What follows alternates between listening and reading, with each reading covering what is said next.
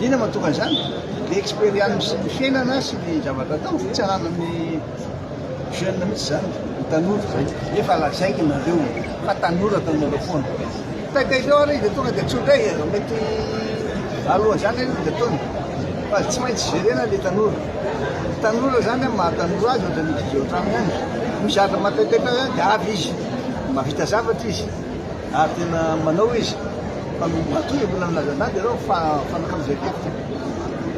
Fa izy lididiny ty an-dalambe ty sao dia nantoabilena lozy. Zao lazaiko anareo tsara. Mba jerenareo kely olona tena manana firenena mandroso.